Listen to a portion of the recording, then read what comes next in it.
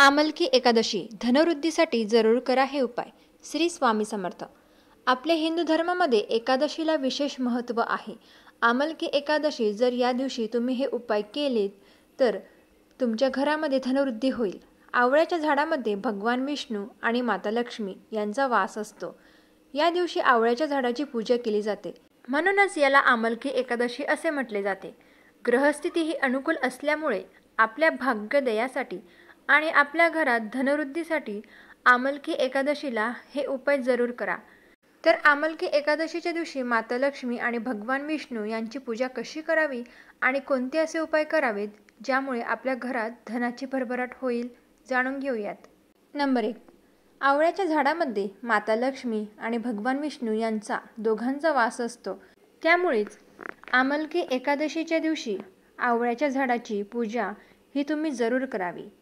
या दिवशी आवळ्याच्या झाडाची पूजा करून त्या ठिकाणी दीप प्रज्वलित केल्यास माता लक्ष्मी आपणास भरभरून आशीर्वाद देते व घरातही धनवृद्धी ही होत राहते. नंबर 2. या एकादशीच्या दिवशी एक नारळ घ्या. सर्वप्रथम माता लक्ष्मी आणि भगवान विष्णू यांची पूजा करा. त्यानंतर हे नारळ देखील त्यांना अर्पण करा. पूजा झाल्यानंतर हा नारळ पिवळ्या रंगाच्या वस्त्रामध्ये बांधून आपल्या तिजोरीमध्ये ठेवून द्या.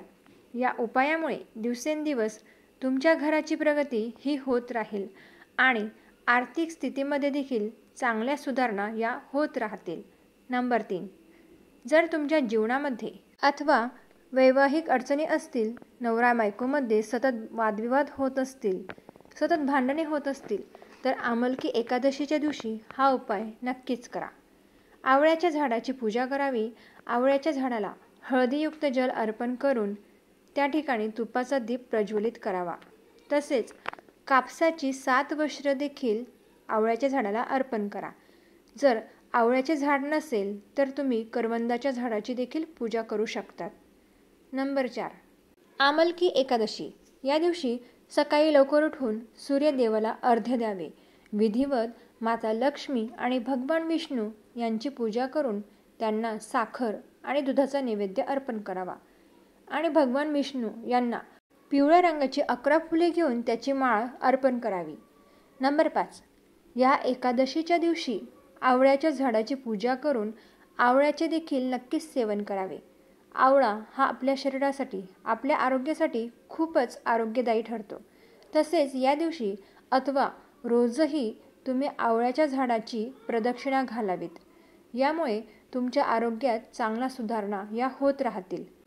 तर मित्रांनो, आपल्या घराची कायम भरभराट व्हावी, धनवृद्धी ही होत राहावी, माता लक्ष्मीची सदैव आपल्यावर कृपा बरसावी, यासाठी आमलकी एकादशीच्या दिवशी वरील प्रकारचे उपाय हे धनप्राप्तीसाठी नक्कीच करा.